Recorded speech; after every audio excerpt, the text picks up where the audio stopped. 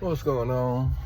So, I don't know what happened before with my page, Chronicles of the Late Night Rider. I don't know if somebody got to being bitch made and reported my shit for some reason, or I don't know if they pulled it down because I used foul language. I don't know, because I've had my actual Facebook page shut down because of shit I said that I ain't even realize was no harm and just sensitive fruity shit.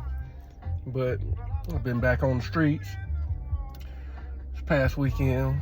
It was a lot of wild shit. I had a lot of strip club runs. I was at Magic City. I was at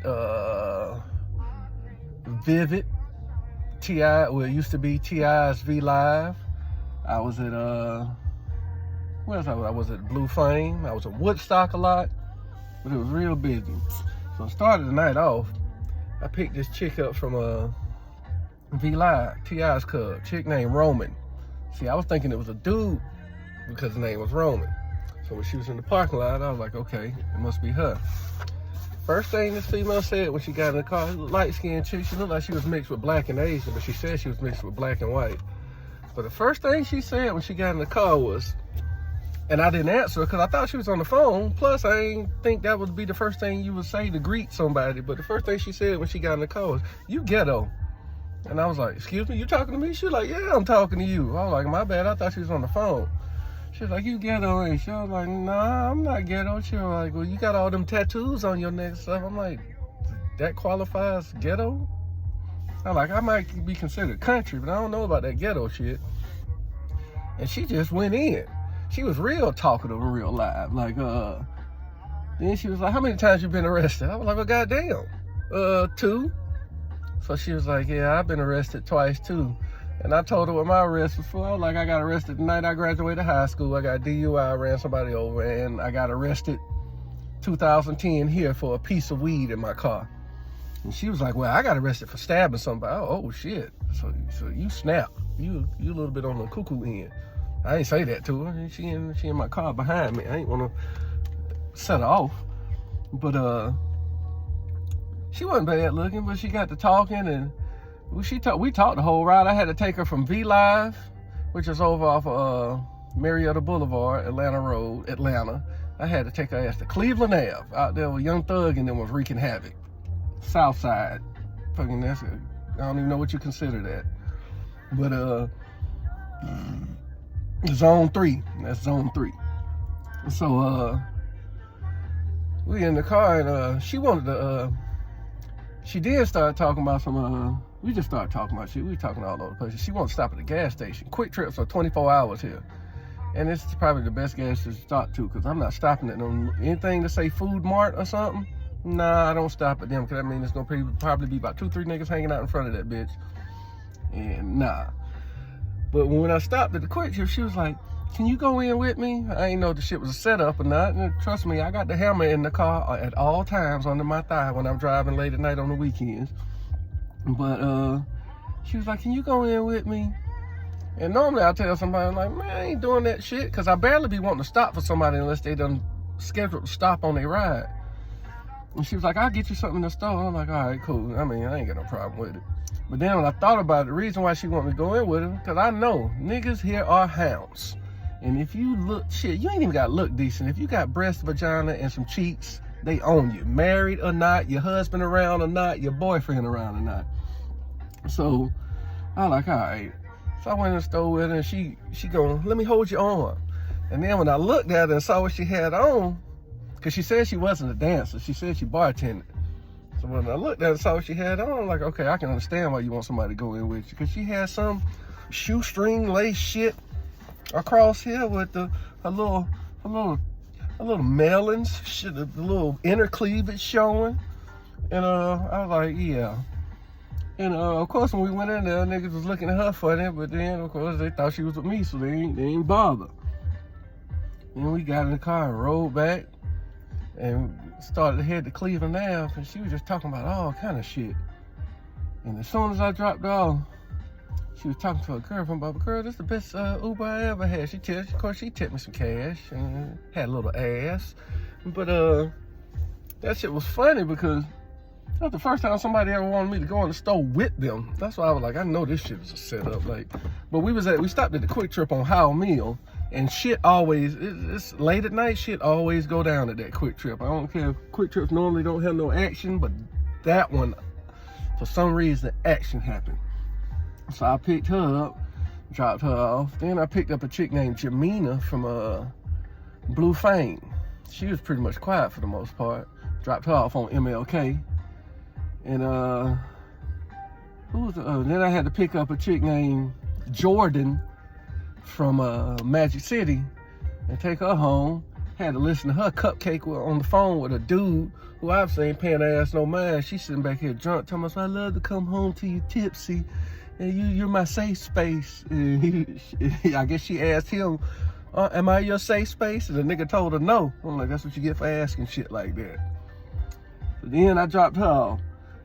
And I was in Woodstock, which is nowhere near Atlanta, but it's a different type of crowd. Them people that live in Woodstock, it's like, it's gonna be like motherfuckers living in Baker or Crestview in Florida, because they don't want to come nowhere near the city. That's why they live in Woodstock. And there was a white lady and her drunk boyfriend. And they argued the whole time because she had got a jacket for her son, who was a grown-ass man. And the dude was like, that boy's a grown-ass man. If he can't realize it's fucking cold outside, he need to freeze. And she was just going back and forth with him. And I'm like, I really don't feel like hearing this shit. And they were, like I said, they were drunk. And I've been sober now a good 6 days. I can get irritable real easy and grouchy. I didn't want to hear that shit. So I pulled up to their driveway, and I didn't go in the driveway. And she was like, no, baby, you can pull up in the driveway. And I was like, all right, my bad. I was like, I don't pull up in the driveway because I had somebody get in my ass one time about pulling in the driveway. She was like, fuck that lady. And I was like, yeah, I mean, whatever. So I pulled up in the driveway, and she tipped me $10 cash. The chick I dropped off in Cleveland now, she tipped me $10 cash too, on top of the price of the ride. But so when the lady got out, no, it took her and her dude about a good 5 minutes to get out the car, because she was like, Bill, get out the car. And he was like, Merry Christmas, man. I was like, Merry Christmas. She was like, Bill, get out the car. He was, Merry Christmas, man. I was like, Merry Christmas. Hey, man, Merry Christmas, man. I was like, Merry Christmas.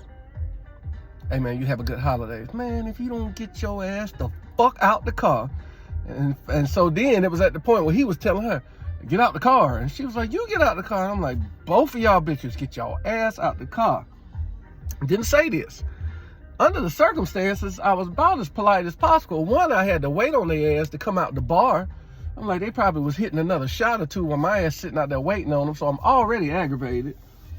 And two, they just wouldn't stop the whole, I don't be wanting to hear that arguing shit. And so they got out the car, and finally, after about 5 minutes, went in the house. I noticed the next day, I got a report on my app that said not polite.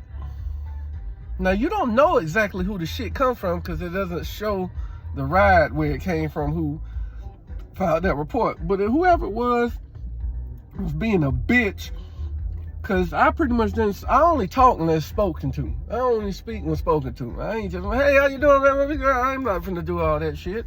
I don't mind conversating with people, but I'm never going to initiate it.